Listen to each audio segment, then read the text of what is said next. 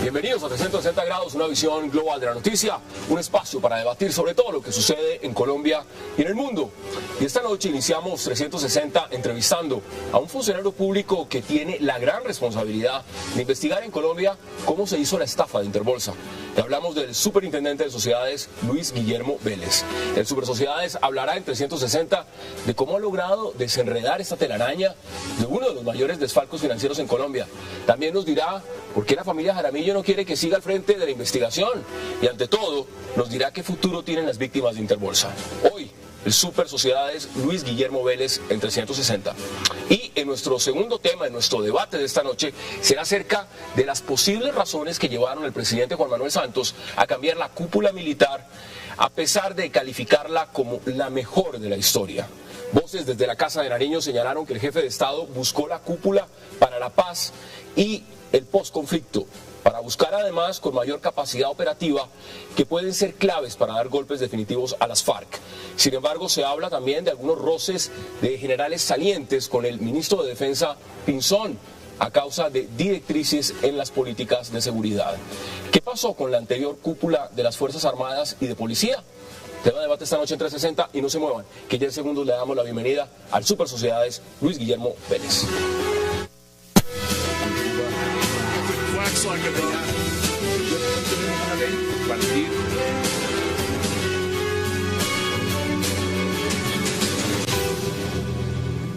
Y qué placer darle la bienvenida a Luis Guillermo Vélez, el superintendente de sociedades en Colombia. Luis Guillermo, qué placer y qué gusto que haya aceptado esta invitación. Hassan, encantado de estar aquí esta noche. Y además que nos vemos ya no para hablar de política internacional, sino para un tema mucho mayor. Así es, así es. Bueno, cuénteme, ¿cuándo se dio usted cuenta real del tamaño de lo que significaba Interbolsa? Bueno, Interbolsa es un conglomerado, era un conglomerado que estaba supervisado por la Superintendencia Financiera de Colombia. Tenía varios componentes, tenía una compañía holding, una compañía matriz que tenía emisiones de acciones en el mercado público de valores, tenía una comisionista de bolsa y tenía toda una constelación de sociedades alrededor de ella. Era un operador sistémico del mercado, manejaba en algún momento el 35% del mercado de valores colombiano. Era la más grande y era un operador sistémico. ¿Qué quiere decir sistémico?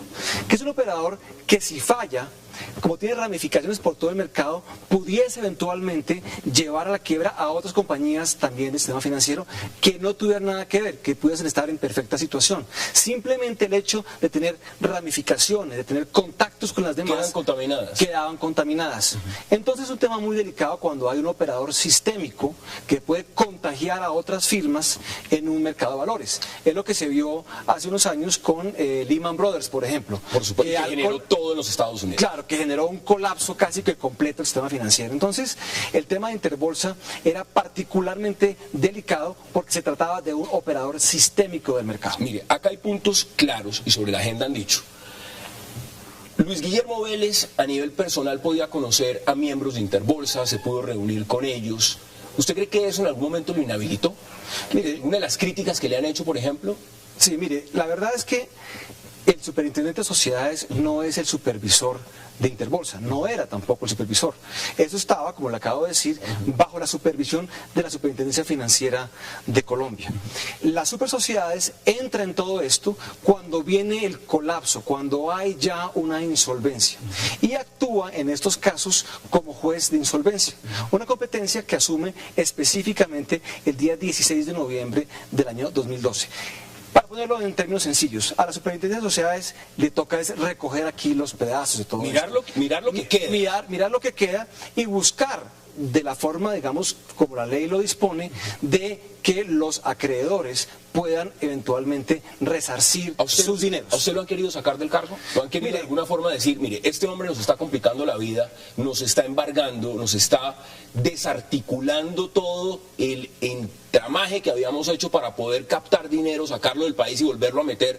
¿Hay que desbancarlo de ahí? ¿Lo han tratado de hacer? Mire, es normal que cuando hay temas de estos complejos, y no quiero hablar de este en específico, pero digamos cuando hay temas complejos como estos, donde hay miles de acreedores, donde hay un tema de orden público económico, económico, pues obviamente haya partes que no estén satisfechas con la labor que se viene haciendo, porque les talla un poco seguramente, porque no les gusta. Pero lo cierto es que hemos venido trabajando por la gente, hemos venido trabajando por el inversionista común y corriente. Mire, aquí en esto hay órdenes religiosas, está la orden de la Madre Laura, por ejemplo, y hay una cantidad de curas y de monjas aquí metidos en toda esta cosa. Pero aquí está la élite social.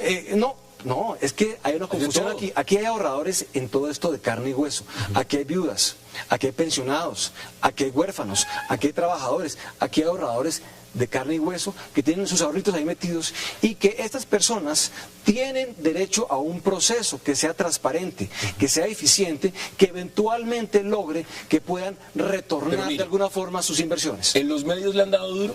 Han tratado de coger y decir, bueno, ¿usted por qué está ahí en super sociedades? Y sobre todo cuando ha tomado decisiones trascendentales. Usted no ha embargado cualquier cosa.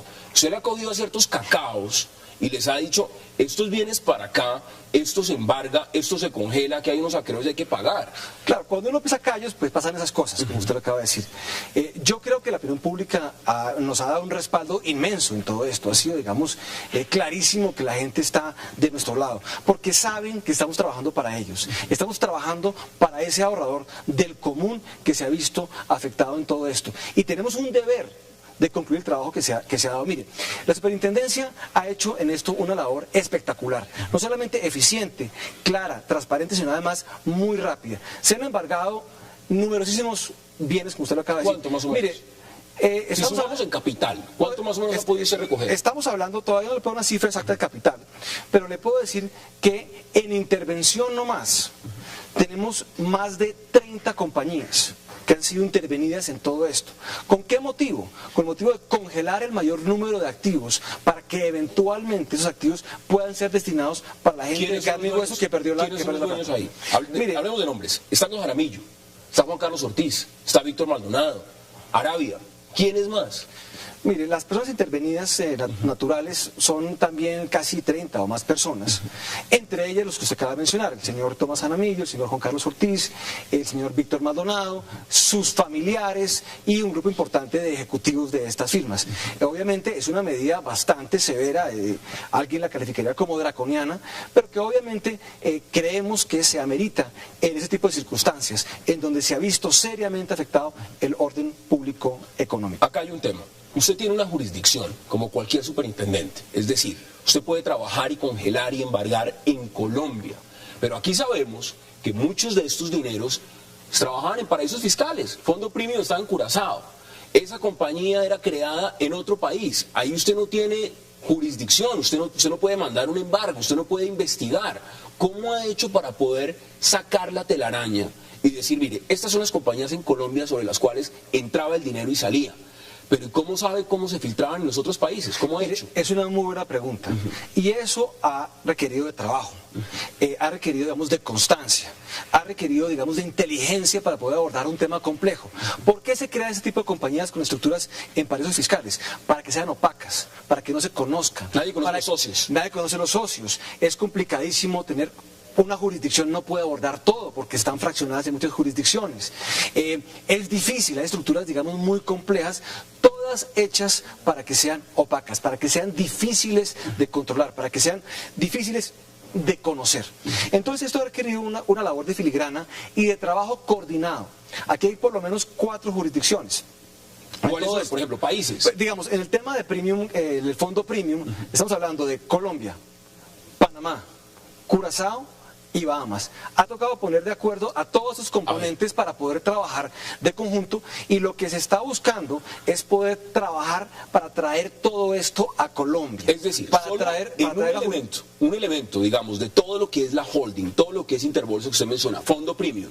Para el fondo premium crearon, digamos, esa estructura tiene bases en Bahamas, en Panamá, en Curazao y en Colombia. Correcto. Es decir, el dinero se filtra por esos 4 países. Y a usted le toca más o menos saber cómo se hacían, cómo se creaban, en qué país la creaba y quién la creaba. Correcto, la estructura, digamos, tiene un flujo de dinero, como usted lo acaba de decir, que básicamente va a 3 o 4 jurisdicciones. Entonces, esto es muy complejo. Toca trabajar coordinadamente con cada jurisdicción, con Panamá, con Curazao, con Bahamas y obviamente las autoridades colombianas, para poder coordinar todo esto e idealmente traer toda esa estructura a Colombia y poderla manejar de Colombia y empoderar a los inversionistas que han sido, digamos, maltratados en todo esto para que puedan ellos tomar también sus decisiones. Eso es el caso de Premium. Pero Interbolsa como sociedad, digamos, como conglomerado, operaba en Brasil, operaba en Panamá, operaba en Estados Unidos, operaba en Luxemburgo. O sea, también tenemos un número también importante de jurisdicciones adicionales que no es lo de Premium, que hace que esto sea bastante complicado. Es una telaraña, es realmente una telaraña. Es un conglomerado muy complejo financiero, digamos que típico de muchos tipos de ese tipo de operaciones, pero que es difícil de abordar. Y creo que lo hemos hecho en un tiempo récord. O sea, esto se empezó a trabajar, como le había dicho, a mediados del mes de noviembre, y ya para este mes de agosto hay resultados concretos de una labor que ha sido muy sistemática, que ha sido muy eficiente y ha sido muy transparente por parte de los Muchos se preguntan lo siguiente, y lo primero que piensan con Interbolsa, y usted me corregirá de acuerdo a sus investigaciones, es si esto es una pirámide o no, o si es diferente, si es una estafa, pero el montaje como tal es una pirámide o no es una pirámide. Mire, yo no quiero dar calificativos, me excusará que sea par con esas respuestas porque hay temas que siguen en investigación. En términos generales, a mí no me gusta hablar, digamos, de pirámide o no pirámide, porque creo que el concepto de pirámide confunde un poco. Cuando uno habla o piensa en pirámide, piensa en DMG. Ese tipo de actividad, digamos, de captación, no tenía ningún tipo de activo subyacente financiero, de ninguna naturaleza. Aquí estamos hablando posiblemente de una captación donde sí se dé una actividad subyacente de alguna especie. Lavado. Entonces, mire, yo no me voy a referir sobre eso. Realmente, eso todo es producto de una investigación que se viene adelantando y la verdad es que no quiero aquí referirme en detalle a ese tipo de cosas. Hay 3 entidades que son y les han fijado responsabilidades. Por ejemplo, la superfinanciera que usted la menciona, otra es las supersociedades y tiene que evidentemente también estar la Bolsa de Valores de Colombia. Todas de alguna manera tenían control o tenían que estar mirando el funcionamiento de Interbolsa. ¿A cuál de esas 3 que usted le cabe la mayor responsabilidad? No, tampoco voy a decir aquí responsabilidades, eso no me corresponde a mí. Lo que sí quiero decir es que las supersociedades no debería estar en ese trío que usted está planteando, porque no supervisaba, no era un ente de supervisión de Interbolsa. Pero está en este momento cumpliendo uno de los roles más importantes. Claro, en este momento cumple el rol digamos, de ente que resuelve la insolvencia, que recoge los platos rotos e intenta ponerlos de alguna forma otra vez para poderlos entregar a los acreedores. Es una labor ex post. La labor de supervisión ¿Qué le dice el es una labor previa. El liquidador, digamos, cuando le dice, superintendente, aquí hay unas sociedades que hay que mirar inmediatamente qué función estaban cumpliendo en todo este andamiaje. ¿Cuáles han sido esas sociedades en Colombia que usted ha tenido que ir y coger y embargar? ¿Cuáles han sido las más importantes? Mire, un liquidador en un caso complejo como estos tiene algo muy importante para esclarecer, es qué fue lo que pasó. Además de encontrar y conservar los activos, que es algo fundamental, y de saber a quién se le debe la plata, también tiene un deber de saber qué fue lo que pasó. ¿Por qué esta compañía que estaba bien ahora está mal? Lo hablo en términos generales. En el caso específico de Interbolsa, por tratarse de un tema tan complejo, tan grueso, el liquidador ha contratado una auditoría forense. Como su nombre lo indica, es una auditoría que busca hacer, digamos, una autopsia total de la compañía, saber qué fue lo que mató a esta compañía. Y aquí hay que hacer como en una autopsia, pues abrir el cadáver y empezar a buscar qué fue lo que pasó. No podemos desconocer el tema de autopréstamos, digamos, que eso es algo que se ha dicho y que se ha publicado, que el dinero, digamos, de los accionistas entraba a la comisionista, salía, por ejemplo, al fondo Premium, volvía e ingresaba al país y se utilizaba en compañías de los propios creadores del fondo y miembros de Interbolsa. O sea, eso está claro. Mire, no me voy a referir a ese tema en específico, le quiero decir lo que trae la auditoría forense. La auditoría forense se concentra en 4 temas principales. En la operación de los TECs de Luxemburgo, son unos bonos que se emiten en Luxemburgo. Se concentra también en la operación de Fabricato. Las repos de Fabricato. Exactamente, donde hubo un número importante de repos de la compañía Fabricato. El repo básicamente es una operación en donde alguien da un préstamo, presta una plata y la garantía es una acción, es una operación de repo. También se ha concentrado la auditoría en la operación de la Clínica La Candelaria en la SAI, en una sociedad que se llama una sociedad administradora de inversiones de Interbolsa, donde hubo también aparentemente una ramificación de esa SAI viene siendo la Clínica La Candelaria. No, una operación que se hace con una clínica que se llama La Candelaria, de una cartera colectiva que está en la SAI. Y el cuarto elemento de todo esto es el fondo premium. Entonces la auditoría lo que hace es mirar, hacer una disección de este cadáver y ver esas operaciones, cómo se hicieron, quién las hizo, quién las autorizó, cuánto dinero movieron, la plata para dónde se fue. Entonces eso es muy importante porque ayuda a esclarecer cuáles fueron las razones por las cuales esto ocurre. Y me quiero adelantar a su pregunta. ¿Cuáles son las razones? Todavía no se las puedo dar porque la auditoría está entregando el informe hoy o mañana y se va a hacer público el próximo jueves. Esta pregunta evidentemente se la voy a hacer también al señor fiscal, pero ¿y el papel de la Fiscalía usted cómo lo ha visto en este proceso? Porque una cosa es lo que ha hecho las supersociedades, otra cosa es la superintendencia financiera diciendo tengo que intervenir inmediatamente como lo hizo oportunamente en ese momento, y otra es la que hace la Fiscalía desde el punto de vista legal si hay que entablar procesos jurídicos en contra de quienes serían los responsables. ¿Usted cree que esto se va a demorar o esto, como va esa autopsia que usted menciona y todos los procesos de las dos superintendencias, esto va muy rápido? Esto va muy rápido y la Fiscalía ha hecho en eso un trabajo maravilloso. Antes de llegar acá estuve reunido 4 horas con el equipo de los fiscales. Hemos venido trabajando coordinadamente desde el día 1 con la Fiscalía. Es un tema muy complejo, es un tema difícil, es un tema que, como usted lo acaba de decir, tiene 4 jurisdicciones, 4 países en el caso de Premium y muchos más países en el caso de Interbolsa, pero aquí hay que trabajar coordinadamente entre las entidades del Estado, las dos superintendencias, la sociedad, la financiera y la Fiscalía. El equipo de fiscales es maravilloso, ha hecho un trabajo extraordinario en todo esto y estamos seguros que con el trabajo, digamos, coordinado, que como yo he dicho, un trabajo de siameses casi. No, pues les toca. Por supuesto, porque si no, no se puede esclarecer esto. Esto es demasiado complicado y van a haber resultados. Muchos de los televidentes se nos están viendo y nos quedan menos de 1 minuto y medio. Algunos de ellos habrán tenido inversiones en Interbolsa, algunos habrán comprado acciones o estarán en otra comisionista. Esto no es de generar pánico, pero evidentemente, si es un tema que a muchos, las víctimas lo primero que se preguntan es, ¿yo voy a recuperar mi dinero? Es decir, aquí se lo pregunté al abogado Jaime Granados, se nos hemos preguntado a varias personas, ¿hay con qué pagarle a esta gente o ese dinero se perdió? Mire, no le puedo dar esa respuesta, como usted entenderá. Sin embargo, sí le puedo asegurar una cosa, que vamos a hacer el máximo esfuerzo, lo máximo que esté en nuestras manos, para que esos procesos sean transparentes, sean rápidos y le den el mayor número de garantías a todas las partes. Y de eso debe resultar que la gente tenga la posibilidad más grande de recuperar el mayor monto de su dinero. Y finalmente, mire, también se preguntan muchos, los responsables de un tema como este, trascendental en un manejo de bolsa financiero en Colombia, esos responsables se salvan de ir a la cárcel, digamos, pagando obligaciones. Yo sé que eso no es un tema que le pueda corresponder a las sociedades, pero muchos se lo preguntan. Es decir, ¿aquí va a haber cárcel para esos responsables o no? Mire, yo no le puedo dar esa respuesta. Lo que sí le puedo decir es que, y lo he dicho públicamente, es que si esta gente quiere realmente colaborar, como lo han dicho una y otra vez, lo que tienen que hacer primeramente, en vez de intentar tirar cortinas de humo por todas partes para hacer acusaciones, muchas de ellas... O tumbar los funcionarios. Claro, buscar, digamos, exactamente, tender aquí cortinas de humo en todo esto, es realmente colaborar. ¿Y cómo se colabora?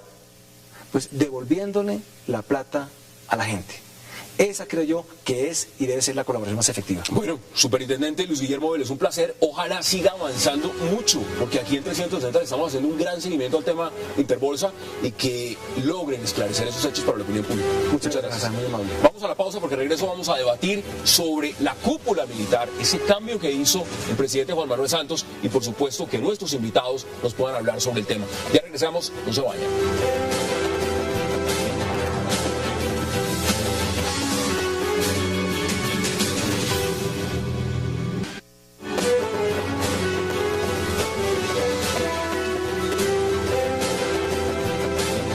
Regresamos a 360 grados, estamos viendo las imágenes de lo que fue ese comunicado que hizo ayer, alocución del presidente Juan Manuel Santos anunciando la nueva cúpula militar. Y para hablar de ese cambio, qué placer tener esta noche en estudio al senador, por supuesto, Luis Fernando Velasco, a la ex ministra de Defensa, Marta Lucía Ramírez, y también al ex ministro de Defensa, Camilo Ospina. Qué gusto y qué placer que hayan aceptado la invitación. Muchas gracias por la invitación. Exministra, ¿cómo ve usted el cambio? Es decir, lo retomo en palabras muy sencillas. Cuando el propio presidente dice que ha sido la mejor cúpula militar de la historia, la cambia. Cuando las cosas van también, ¿se cambian? A ver, lo primero es que los cambios de cúpula son normales. Lo que pasa es que aquí es atípico que se esté haciendo en este momento y todavía mucho más atípico que se esté haciendo un cambio de cúpula a puertas de un paro nacional, porque el cambio de cúpula genera inmediatamente un cambio en todo lo que viene hacia abajo. Los comandos de las divisiones, las brigadas, obviamente todos los comandos de operaciones conjuntas que son tan importantes realmente en la lucha contra todas estas amenazas que tiene la seguridad de Colombia. Entonces me preocupa realmente que este cambio de cúpula y vamos a tener un paro y vemos que las noticias en el Catatumbo, lejos de ser alentadoras, pues parecería que hoy estuvo bastante regular otra vez el ambiente. Entonces creo que hubiera sido mejor este cambio más adelante. Pero por otro lado, lo que dice Hassan, si todo está también, ¿por qué cambian a los comandantes de las fuerzas? Yo creo que acá no hay un problema de comandantes de fuerza, yo creo que hay un problema realmente de la política. Hay que hacerle ajustes a la política de seguridad. Hay que entender que hoy tenemos unos enemigos que se han venido creciendo y fortaleciendo, los rastrojos, los surabeños, todas estas BACRIM.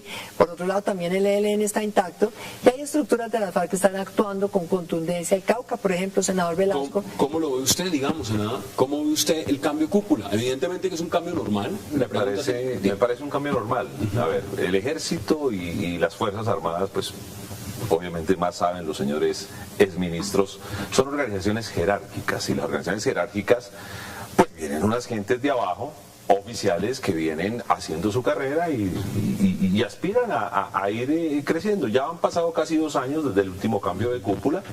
El cambio se da, es cierto, la pasada cúpula tuvo unos resultados muy interesantes que también están de alguna manera conectados con la nueva cúpula, que ahora haré como el análisis puntos por puntos, pero me parece normal. A mí no me extraña que esto haya ocurrido. ¿Cómo lo ve usted? Yo creo que tiene 2 ópticas. Desde el punto de vista de la organización militar, de la estructura, es normal. Llevan 3 años, inclusive es mucho tiempo para una cúpula si se quiere. Son comandantes que tuvieron éxitos importantes militares, pero son éxitos que se cosecharon con trabajo muy anterior. A Marta Lucía y a mí nos correspondió trabajar la inteligencia que dio lugar al fruto posterior. Esto no se construyó en un día. Llegar a Jujuy fue un trabajo de 7 años de inteligencia. Y Raúl Reyes. Y a Raúl Reyes le tocó al presidente Santos cuando era ministro de Defensa y era una operación que estábamos empezando a trabajar desde que estaba yo en el ministerio. A mí me tocó hacer 3 intentos de operación contra los Reyes en su momento. Es que cada cual con sus características, pero me tocó hacer 3. Entonces son trabajos muy largos, en la parte institucional termina, en que hay un cambio de cúpula que en términos de la institución es un cambio natural. Uno piensa que los comandantes que se retiran son comandantes muy buenos, pero los que llegan me parecen muy buenos y empieza uno a ver los perfiles, ¿no? Cuando uno mira a Palomino, cuando uno mira a Rodríguez, son hombres operativos. Son troperos. Son troperos, pero hombres también con gran capacidad. Mire, usted mencionaba, por ejemplo, al general Palomino. Ahí está. Es un hombre que tiene un recorrido impecable de la policía. Ahora, la salida del general León Riaño, a quien reemplaza, muchos se preguntan si tuvo que ver o no con las declaraciones que dijo de extrañar al presidente Uribe. Pero ese es el segundo ángulo que tiene esto. Una cosa es la cúpula y otra cosa es el gobierno. El punto del gobierno es que el gobierno ha sido criticado profundamente por el tema de seguridad y por la pérdida de los estándares de seguridad que se traían. Lo que hace el gobierno es hacer un cambio de cartas, que es normal, es como se hace en un partido de fútbol. Cuando los jugadores están cansados, pues usted los cambia y entra unos que estén frescos, que estén animados, que quieran ejercer el mando y que quieran lograr éxitos como lo lograron sus anteriores. Pero hay un elemento también, y se lo estoy preguntando de una vez. Es decir, el presidente también ha hablado claramente de que hay un proceso de negociación con las FARC en La Habana de diálogo. Se ha hablado de que las tropas de pronto tendrían que estar en una Colombia postconflicto. Se ha hablado también, y lo tengo aquí por revelaciones de revista Semana, que se habla de roces que existían, por ejemplo, entre el general Mantilla y el propio ministro de la Defensa Pinzón. Es decir, porque se podría convertir, o era una rueda en el palo, un palo en la rueda, perdón, o una piedra en el zapato del proceso de paz con las FARC.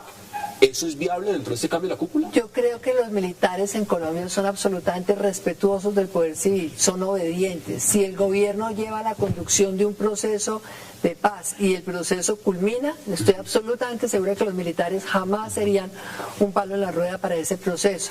Lo que creo por el contrario es que a veces ha habido realmente actitudes un poco ambiguas del gobierno y eso sí creo yo que genera desconcierto, para no hablar de malestar, pero sí genera desconcierto dentro de la tropa. Para un comandante de fuerza debe ser bien difícil a veces darle una señal a sus soldados de que aquí hay que combatir, porque a veces el presidente dice hay que seguir combatiendo, pero a veces parecería que el discurso es mucho más contemporizador, mucho más de que hay parar tanto una afán operación militar de es un tema negociar. que tiene un impacto Claro. Senador, ¿usted cómo lo ve?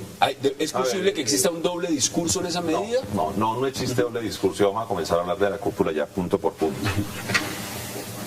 Es evidente que en la estrategia militar uno recoge trabajo de muchos años.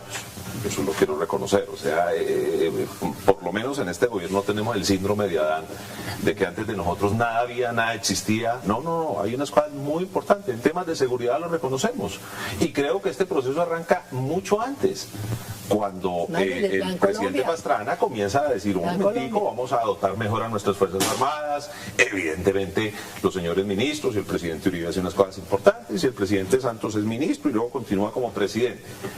Pero mire, en el Cauca se ha sentado el conflicto, en el macizo, en las tres cordilleras. Y si la gente entendiera el efecto y lo que ha sido dar de baja en una misma región, a Cano, a Zeppelin y a Caliche, ¿y quién lo dio? En el fondo el nuevo comandante de las fuerzas militares. Yo tengo unas preguntas que hacer ahí. Yo tengo unas preguntas que hacer ahí, porque a mí me parece que el comandante va a tener que explicar un poquito si tiene o no tiene relación con la Fundación Nueva Esperanza de secuestrados, fábrica de testigos de un señor Gustavo Muñoz que siempre pone de referencia al general Barrera. Él tiene que salir y explicar eso. Pero en resultados Es distinto militares... Barrera que Rodríguez. No, Sí. Barrera. Para ese comandante del gerente general. Sí. Pero en resultados, hombre, evidentemente están dando Están unos ahí, resultados. están los resultados. Hay unos resultados. Ahora, ¿cuál es el problema? El problema es que en nuestra región, por condiciones objetivas, por condiciones topográficas, por condiciones históricas, se ha concentrado el conflicto. La gente se olvida que cuando salen Pero son abandonados por toda la vida. y cuando salen de Marquetalia, perdóneme, el sitio de concentración fue Río Chiquito. Exactamente. En Río Chiquito estuvieron más de 30 años, ahí hay relaciones Y el familiares. sargento y todo. Pascuas estuvo toda su Ahí vida está. Ahí está. Bueno, está en sigue La Habana. Venezuela. Tengo que ir a una Bueno, pausa. ahora sí está en La Habana. Tengo que ir a una pausa, una primera pausa muy breve y volvemos de inmediato al debate. Vamos a la pausa en 360 y ya regresamos.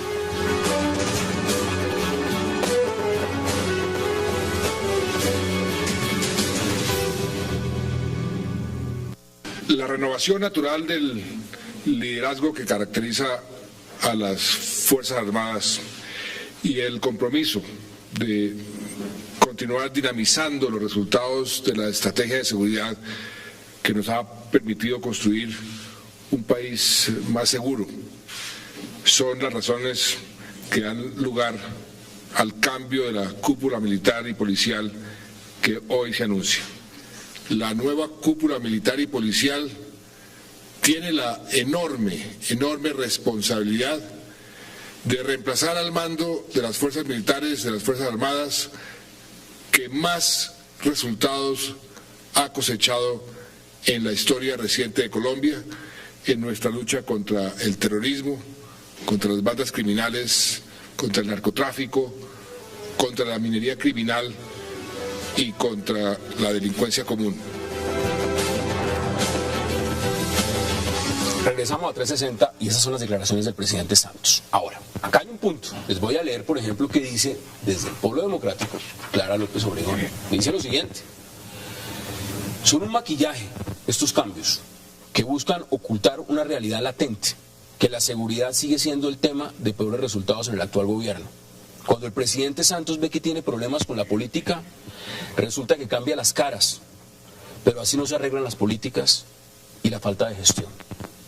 Este ¿cierto? Estoy totalmente de acuerdo, por eso yo decía que el tema no es un problema de cúpula, el problema es un problema de ajustes a la política de seguridad, es un problema de inteligencia y es un problema de conducción realmente de la fuerza Entonces, pública. es más grave. Es un tema de, yo creo que el comandante en jefe tiene que estar al frente de la fuerza pública, dando permanentemente en línea, recuperando, por ejemplo, una cosa que fue muy importante que hicimos en la política de seguridad democrática con el presidente Uribe, las redes de cooperantes. Eso se ha desmantelado. Aquí no volvimos a oír que se Eso es convoque claro. a la gente A los a que ciudadanos se ayude a les la olvidó. fuerza. Aquí se olvidó Pero perdón un la momento, participación. Camilo, es que ahora estamos viendo que buena parte de las amenazas son urbanas. Es que ya no es solamente el tema rural. Pues las tuvimos amenazas un paro urbanas por son los de extorsión en Barranquilla. las amenazas urbanas son los de las Bacrín, los urabeños, los rastrojos, y todo eso requiere una acción permanente donde de verdad creo que sí van a necesitar revisar la estrategia, fortalecer el liderazgo, y creo que esta cúpula como la anterior necesita permanentemente esas señales de Yo liderazgo. creo que tiene una ironía muy clara, y es que es una cúpula que efectivamente logra resultados, la madurez de procesos extensos, pero logra resultados muy importantes, logra el resultado de Jojoy, logra el resultado de Cano, pero sin embargo termina en una sensación del pueblo colombiano en el sentido de que la seguridad se ha deteriorado. Entonces, ¿Quién está diciendo? termina una ironía súper Porque Pero una no cosa que está maquillaje. pasando es que el país está extorsionado El de país- norte a sur y de oriente a occidente. el tema de la Eso es otro extorsión es un problema. problema gravísimo. Me encanta la unidad dialéctica que hemos logrado entre el Partido Conservador, Centro Democrático y el Polo. Todos Está todo Pues bueno, el mismo discurso. ¿Cómo será de grave la situación? No, lo que pasa es que los del Partido Liberal están en una burbuja. El Partido Liberal y el Partido Conservador están en una burbuja. ¿A dónde quiero llegar? Primero, yo veo un gobierno institucionalizando las cosas. Perdón, doctora Marta Lucía, pero si algo vergonzoso ha pasado en este país fueron las capturas masivas. Miren, si hay algo de lo cual tenemos que avergonzarnos en este país, a mí me tocó hacer un debate y mostrar, por ejemplo, cómo al bobito de Quinchía lo tuvieron 4 años en la cárcel acusado del explosivista de la FARC, y fueron 10.000 y pico de capturas, de las cuales no pudieron judiciar ni Yo siquiera creo que fue 5. una etapa tan corta de la historia del país. Pero no, perdóneme. Eso fue pero una es que- fase es que- inicial. perdóneme, Una fase muy corta y no perdóneme, tiene Camilo, trascendencia. perdóneme, el tema de Perdón, cooperantes, el capturas tema además no. hizo la fiscalía, no el gobierno. Hizo la fiscalía, no el Yo gobierno. recuerdo al presidente Uribe dando una declaración, porque yo hice el debate, diciendo: a mí no me traigan 2 o 3. Yo vi el discurso, tráiganme de a cientos. No, es que la cosa es que primero el tema, es lo que estoy viendo. Pero el país se saneó, ¿no? Termine el argumento, señor. Déjeme terminar. Entonces, este gobierno ha dado unos resultados en la lucha contra la insurgencia. Este gobierno fue el de Jojoy, este gobierno fue el de Cano, este gobierno fue el de Caliche, fue el de Zeppelin, este gobierno fue el que da de baja a los cabecillas de las bandas criminales paramilitares que supuestamente se habían acabado, ¿no? Pero el pueblo se supuestamente siente se habían seguro. acabado. Que comenzaron, No, qué pena, que comenzaron cuando el actual presidente era ministro de Defensa, lamentablemente. Comenzaron Dicen que eso- de mucho No. tiempo atrás, No. en los 8 años del presidente Uribe. Sino ¿él con quién negoció? ¿Negoció con unos señores que eran unos Boy Scouts que estaban ¿Qué en dice Israelito? usted? No. No, yo creo que hay 2 puntos concretos. El primer elemento, es decir, discutir que el presidente Uribe y los que colaboramos Pero con él fue no logramos resultado. un éxito importante en poder reducir la criminalidad, pues bueno, luchar contra la realidad. Es muy posible que la cúpula y el gobierno hayan logrado éxitos militares importantes que son madurez de procesos anteriores, pero la sensación general es de inseguridad. La seguridad es una percepción, no es solamente un hecho, es una percepción. Si la gente No son solo cifras. no son solo cifras. Yo no voy a entrar a debatir las cifras, son más o menos, no las tengo, no tendría cómo hacerlo. No, pero yo se lo pregunto porque acá hay un general. Esto no es algo que diga un congresista, un ciudadano a pie de la calle. Esto es algo que dijo un general, el director general de la policía, general Reaño, unas declaraciones. Le dijo a la tropa hablando: extrañan al presidente Uribe. Ahora, si esto viene desde la cúpula de arriba, y yo se los pregunto a ustedes, No, yo ¿son el ministerio? creo que el punto central es que el pueblo siente que se perdió la seguridad. El tema de la extorsión es un tema complicadísimo. La costa atlántica está extorsionada toda. El tema que pasó en Barranquilla la gente no ha querido verlo, pero es que hay una ciudad que pararon los comerciantes por la extorsión. Si hablamos en Cartagena la situación no es distinta, si hablamos en Montería la situación no es distinta. Perdóneme, y en Arauca, y en Neiva, Meta. ¿qué tal? En Neiva, que es la campeona de la extorsión. Un tema que me parece importante mencionarlo y se los pregunto a ustedes. En La Habana se está negociando un acuerdo de paz, un fin del conflicto. En esa medida acaba de terminar otra etapa de la ronda de diálogo que están teniendo los negociadores del gobierno, los miembros de las FARC. Sergio Jaramillo es un hombre muy cercano al presidente y es alguien quien ha estado asesorando también. Fue su viceministro, fue su compañero de viaje. ¿Tiene influencia en estos cambios, por ejemplo? ¿Puede un hombre como Sergio Jaramillo tener influencia en los cambios de la cúpula militar? No creo, yo creo que esa es una influencia casi directa del ministro y una decisión casi del ministro. Yo no creo que Sergio le alcance la fuerza para tanto. ¿Usted cree lo mismo? No, yo creo que Sergio sí tiene mucha influencia en el presidente, sí creo que el presidente confía mucho en él, pero también creo que confía en su ministro, creo que respeta al ministro Pinzón, que me parece a mí que es un excelente ministro, es un hombre que se merece respeto, y no creo que el presidente le impondría una cúpula al ministro de la Defensa. Usted trabaje con eso. Pero sí creo que podría Además, tener en cuenta recomendaciones de Sergio sin ninguna El ministro duda. Pinzón, pienso que de los que había en el gobierno era el indicado, era el mejor que había para ministro de Defensa, a mi juicio, desde mi punto de vista de valor. Pero también hay un elemento que juega acá. Yo creo que el presidente Santos cambia las cartas porque entiende claramente que tiene que taponar el tema de la seguridad. Es decir, es una crítica central, es donde tiene la oposición centrada, es donde ve claramente que Pero el pueblo no cree en él. ¿Cómo uno puede decir que tiene la mejor cúpula entonces? Pues si estamos hablando del panorama que ustedes describen, pues esa cúpula pudo dar golpes contundentes. Ese tema es diplomático, ese tema es absolutamente diplomático. Él está despidiendo su cúpula y cuando uno saca del empleo a alguien, pues eso no es bonito, no es sabroso, a ellos les duele.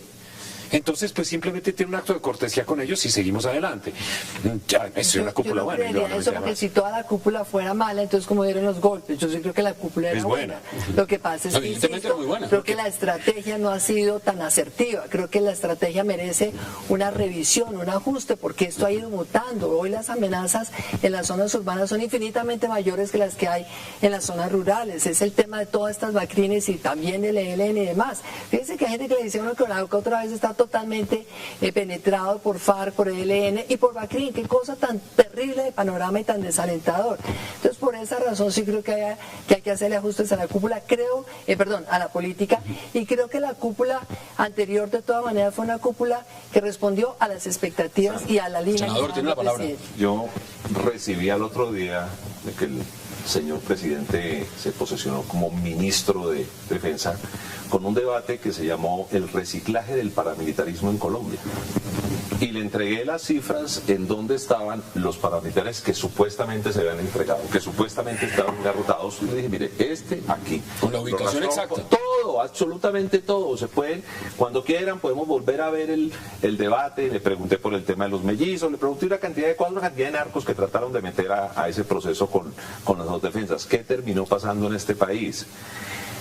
Primero, los paras mutan a bacrines. Militarizamos nuestra policía, que es un efecto complejo del conflicto. Nosotros le dimos una función totalmente militar a la policía y se perdió seguridad urbana, eso es cierto.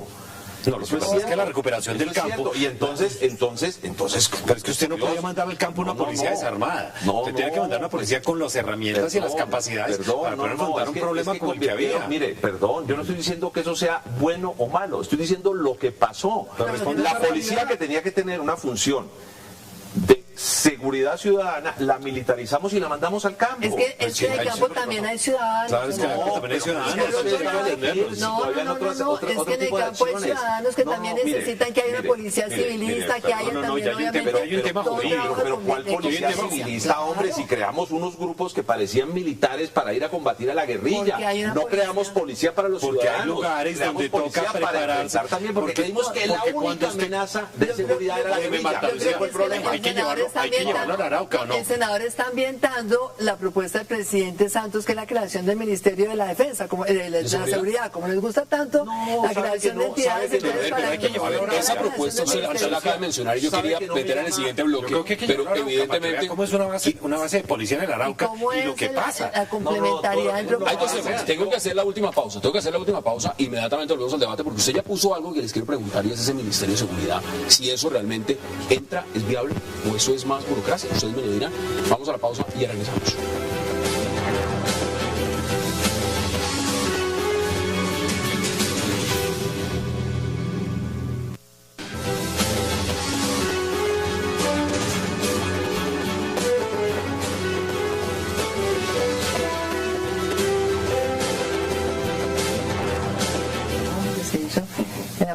Regresamos a 360 y quiero que empecemos también con sus invitados a ver ese perfil rápidamente de quiénes son los nuevos generales que ocupan esos altos cargos. En el caso del general Palomino, ustedes alcanzaron a mencionar algo, pero ¿qué me pueden contar del general Palomino, por ejemplo, ustedes que fueron ministros de defensa?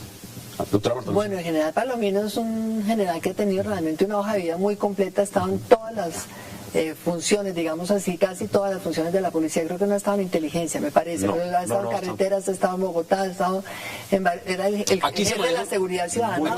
¿Aquí se manejan cuotas? ¿Qué me refiero a cuotas? No es como en la política, pero me refiero que son cercanos a determinado... Bueno, no es tanto por el medio de cuotas, él es cercano a General Naranjo. Total. Eso lo tenemos claro. Pero eso no significa, sino que pues es cercano a uno de los comandantes de mayor éxito en el país, de policía. Todo cuerpo donde la elección es a través de cooptación, obviamente se van generando grupos. Pero aquí no hay cooptación, aquí hay una decisión del presidente que busca el mejor perfil, porque el presidente se juega el pellejo con su... No, pero si es la Junta General en la que va haciendo la selección. Para ir ascendiendo, sí. y entonces se van generando amistades. Mire, vamos mirando. Hay grupos, vamos mirando, hay grupos. porque evidentemente no solamente es el general Palomino, vienen más. Veamos esas gráficas. El general Juan Pablo Rodríguez. Yo no soy muy objetivo entre el general Rodríguez, soy amigo personal de él. Además, considero que es uno de los hombres de mayor eficiencia operativa en el país. Es decir, desde pequeñas operaciones, cuando estuvo en la quinta división, que controló muy bien. Es un hombre tropero. Es un hombre que realmente está con el tropero, respeta mucho la persecución de Cano. Él fue el que se encargó de hacer el seguimiento en las Hermosas. Además, coordinaba las Fuerzas Armadas, que me parece que eso fue de las cosas importantes que se logró hacer en el pasado gobierno, tiene un segundo punto valioso, y es que es un hombre que no tiene una resistencia particular a la policía, lo cual le da una facilidad enorme de inteligencia. La inteligencia más fina la produce la policía. Eso ahí tienen que trabajar mancomunadamente. Eso da una ventaja estratégica inmediata. Y lo tercero es un hombre que maneja operaciones especiales muy bien. Es decir, que puede lograr grupos especializados en áreas especializadas, y eso es muy efectivo. Veamos al siguiente general. Estamos hablando del vicealmirante Hernando Wills. Tiene dos elementos muy interesantes. Fue comandante de la Fuerza Naval del Pacífico y también en el Caribe. Los dos. Caribe, pues obviamente nos interesa un hombre que conozca bien esa región, porque pues uno nunca sabe qué puede pasar en el Caribe. Y en el Pacífico todos los temas de interdicción, todos los temas de tratar de controlar esa droga que de alguna manera está financiando el conflicto. A mí me parece que inclusive vivió en esa zona. Alguna vez me lo encontré en Guapicauca. De manera que es un hombre que sabe y conoce el tema, y creo que es muy respetado y muy querido por su gente. Veamos al siguiente. El mayor general Guillermo León, que quedaría al frente de la Fuerza Aérea. También creo que es un general que tiene toda la muy buena hoja de vida y tiene una muy buena trayectoria. Está saliendo un general de primera línea, que es el general Tito. Excelente. Es un excelente general. Que mucha gente pensaba que había sido inclusive comandante de las fuerzas militares. Lo que pasa es que ahí siempre viene el tema de si es de la fuerza o no. Eso se puede cuando digamos no hay un conflicto tan tenso, cuando el conflicto no sea intenso. Por el momento la tropa sigue siendo muy recelosa, la mayor parte de la tropa sigue siendo ejército. Y quieren que sea alguien del ejército que esté al frente. Ya tuvimos la experiencia de un comandante de la Armada y no funcionó. Entonces hay que ser pragmático, y es preferible seguir con un comandante de ejército que con seguridad va a obtener la obediencia. Ahora, veamos al siguiente. Estamos hablando del mayor general Hugo Acosta, que entraría al jefe de Estado Mayor Conjunto de las Fuerzas Militares. ¿Cómo lo ven ustedes? Es un comandante de mucha experiencia, es un hombre que también ha conocido muy bien el terreno ocupado. Puede ser un hombre que puede haber ocupado fácilmente unas 25 o 30 posiciones dentro de las fuerzas, y conoce perfectamente el país, toda la carrera. Es un hombre que conoce perfectamente el país, está perfectamente capacitado para el ejercicio. Si entramos a mirar el balance general de lo que significa la cúpula militar. Del ejército, ¿no? Sí, hay que mirar. Cuando el de las fuerzas militares. Veámoslo, porque está el mayor general Leonardo Barrero, que estaría como comandante general de las fuerzas militares. ¿Qué dice usted, doctora Marta Lucía? También, tropero, muy bueno. Está en el Comando Conjunto de Oriente, el tema donde está realmente el eje hoy por hoy de toda esta lucha Cauca-Valle. Eso es la tercera división, eso es el sur. Muy valioso. Eso es el Putumayo, eso es Nariño, eso es una zona Cauca-Valle. Es un lugar muy denso. Tenemos que recordar que el 50% de las plantaciones de coca están en Nariño. Están en Nariño, específicamente en la parte pacífica del Nariño, Barbacoas, todo ese sector. Entonces viene de un trabajo intenso de conocer, digamos, el culpable del lío de Ecuador de la semana pasada es él, que obligó a las FARC a pasarse la frontera. Ahí está el responsable, eso quiere decir que lo está persiguiendo. Ahora, total, los tiene presionados. Muchos se preguntarían, y es claro, si el presidente Juan Manuel Santos va a ser reelecto o no. Primero, si va a definir claramente su postura frente a la reelección. Pero hagamos de cuenta que le queda un año de gobierno y no los 4 que vienen. En ese caso, ¿es normal que una cúpula dure un año nomás? No necesariamente va a durar un año. Es decir, las cúpulas... ¿O esta cúpula se está garantizando que si el presidente Santos es reelecto, seguirán siendo los militares del Ninguna cúpula tiene garantizado nada. No se sabe. Uno cuando está en el ministerio y ve que la cúpula le funciona, se queda con ella. Si no le funciona, la cambia y puede durar un mes. Parte de la base que ni los ministros están garantizados. Evidentemente, Pero yo tendría claro que si uno tiene...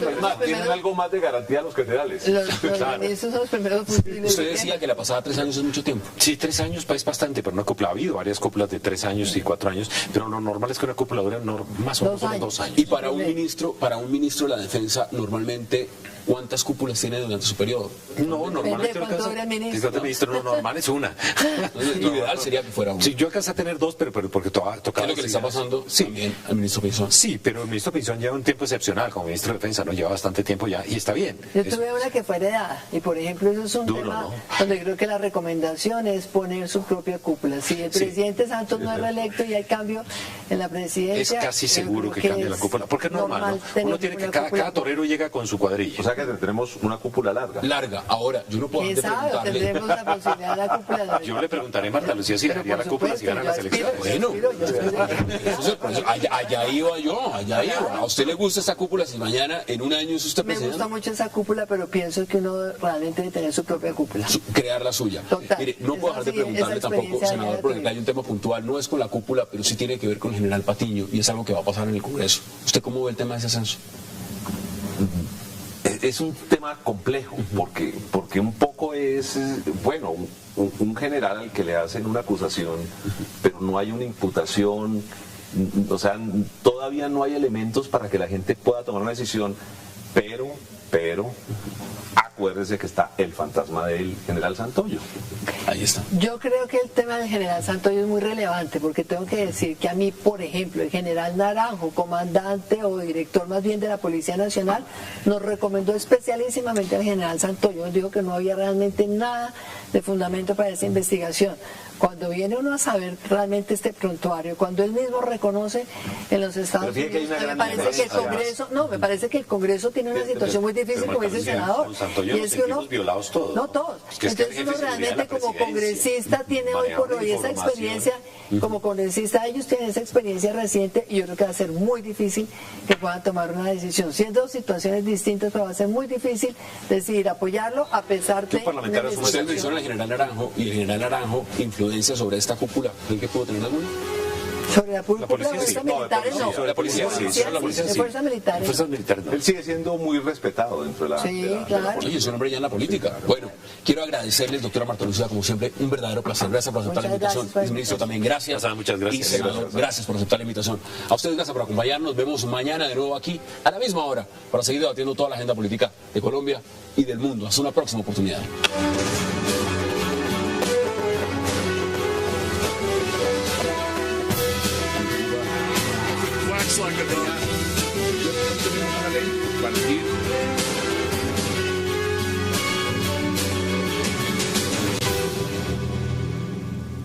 Más de 30 compañías que han sido intervenidas en todo esto. ¿Con qué motivo? Con el motivo de congelar el mayor número de activos para que eventualmente esos activos puedan ser destinados para la gente de carne y hueso que perdió la plata. Ahí? Hablemos de nombres. Está Carlos Jaramillo, está Juan Carlos Ortiz, está Víctor Maldonado, Arabia. ¿Quiénes más? Mire, las personas intervenidas naturales son también casi 30 o más personas, entre ellas los que usted acaba de mencionar, el señor Tomás Jaramillo, el señor Juan Carlos Ortiz, el señor Víctor Maldonado, sus familiares y un grupo importante de ejecutivos de estas firmas. Obviamente es una medida bastante severa, alguien la calificaría como draconiana, pero que obviamente creemos que se amerita en ese tipo de circunstancias, en donde se ha visto seriamente afectado el orden público económico. Acá hay un tema. Usted tiene una jurisdicción, como cualquier superintendente, es decir, usted puede trabajar y congelar y embargar en Colombia, pero aquí sabemos que muchos de estos dineros trabajaban en paraísos fiscales. Fondo Premium estaba en Curazao, esa compañía era creada en otro país, ahí usted no tiene jurisdicción, usted no puede mandar un embargo, usted no puede investigar. ¿Cómo ha hecho para poder sacar la telaraña y decir, mire, estas son las compañías en Colombia sobre las cuales entraba el dinero y salía? Pero ¿cómo sabe cómo se filtraban en los otros países? ¿Cómo ha hecho? Es una muy buena pregunta. Y eso ha requerido de trabajo, ha requerido, digamos, de constancia, ha requerido, digamos, de inteligencia para poder abordar un tema complejo. ¿Por qué se crea ese tipo de compañías con estructuras en paraísos fiscales? Para que sean opacas, para que no se conozcan. Nadie conoce los socios. Nadie conoce los socios. Es complicadísimo tenerte. Hemos venido trabajando por el inversionista común y corriente. Mire, aquí en esto hay órdenes religiosas. Está la orden de la Madre Laura, por ejemplo, y hay una cantidad de curas y de monjas aquí metidos en toda esta cosa. Pero aquí está la élite social. No, es que hay una confusión aquí. Aquí hay ahorradores en todo esto de carne y hueso. Aquí hay viudas, aquí hay pensionados, aquí hay huérfanos, aquí hay trabajadores, aquí hay ahorradores de carne y hueso que tienen sus ahorritos ahí metidos, y que estas personas tienen derecho a un proceso que sea transparente, que sea eficiente, que eventualmente logre que puedan retornar de alguna forma sus inversiones. ¿En los medios le han dado duro? Han tratado de coger y decir, bueno, ¿usted por qué está ahí en super sociedades? Y sobre todo cuando ha tomado decisiones trascendentales. Usted no ha embargado cualquier cosa. Usted le ha cogido a ciertos cacaos y les ha dicho, estos bienes para acá, esto se embarga, esto se congela, que hay unos acreedores y hay que pagar. Claro, cuando uno pisa callos, pues pasan esas cosas, como usted lo acaba de decir. Yo creo que la opinión pública nos ha dado un respaldo inmenso en todo esto. Ha sido, digamos, clarísimo que la gente está de nuestro lado, porque saben que estamos trabajando para ellos. Estamos trabajando para ese ahorrador del común que se ha visto afectado en todo esto. Y tenemos un deber de concluir el trabajo que se ha dado. Mire, la superintendencia ha hecho en esto una labor espectacular, no solamente eficiente, clara, transparente, sino además muy rápida. Se han embargado numerosísimos bienes, como usted lo acaba de decir. ¿Cuánto más o menos? Mire, si sumamos en capital, ¿cuánto más o menos ha podido recoger? Estamos hablando, todavía no le puedo dar una cifra exacta de capital, pero le puedo decir que en intervención nomás tenemos, porque se trataba de un operador sistémico del mercado. Mire, acá hay puntos claros y sobre la agenda han dicho. Luis Guillermo Vélez a nivel personal podía conocer a miembros de Interbolsa, se pudo reunir con ellos. ¿Usted cree que eso en algún momento lo inhabilitó? Mire, una de las críticas que le han hecho, por ejemplo. Sí, mire, la verdad es que el superintendente de sociedades no es el supervisor de Interbolsa, no era tampoco el supervisor. Eso estaba, como le acabo de decir, bajo la supervisión de la Superintendencia Financiera de Colombia. Las supersociedades entra en todo esto cuando viene el colapso, cuando hay ya una insolvencia, y actúa en estos casos como juez de insolvencia, una competencia que asume específicamente el día 16 de noviembre del año 2012. Para ponerlo en términos sencillos, a la Superintendencia de Sociedades le toca es recoger aquí los pedazos de todo mirar lo que queda. Mirar lo que queda y buscar de la forma, digamos, como la ley lo dispone, de que los acreedores puedan eventualmente resarcir sus dineros. ¿A usted lo han querido sacar del cargo? ¿Lo han querido de alguna forma decir, mire, este hombre nos está complicando la vida, nos está embargando, nos está desarticulando todo el entramaje que habíamos hecho para poder captar dinero, sacarlo del país y volverlo a meter? ¿Hay que desbancarlo de ahí? ¿Lo han tratado de hacer? Mire, es normal que cuando hay temas de estos complejos, y no quiero hablar de este en específico, pero digamos, cuando hay temas complejos como estos, donde hay miles de acreedores, donde hay un tema de orden público económico, pues obviamente haya partes que no estén satisfechas con la labor que se viene haciendo, porque les talla un poco seguramente, porque no les gusta. Pero lo cierto es que hemos venido trabajando por la gente.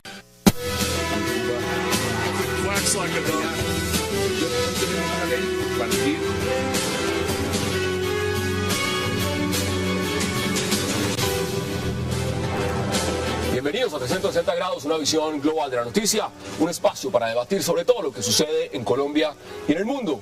Y esta noche iniciamos 360 entrevistando a un funcionario público que tiene la gran responsabilidad de investigar en Colombia cómo se hizo la estafa de Interbolsa.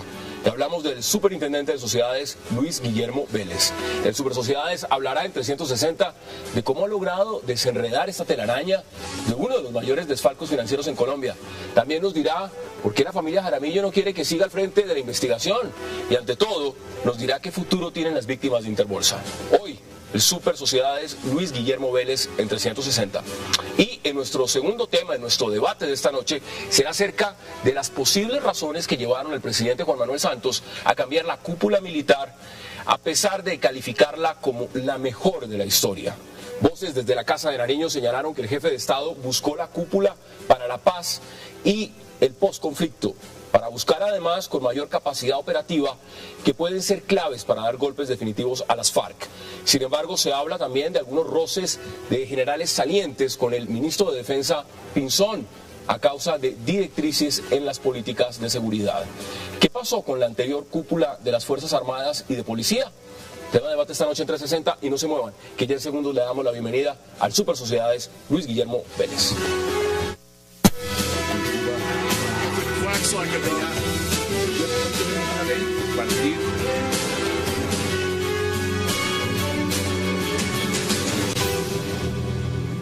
Y qué placer darle la bienvenida a Luis Guillermo Vélez, el superintendente de sociedades en Colombia.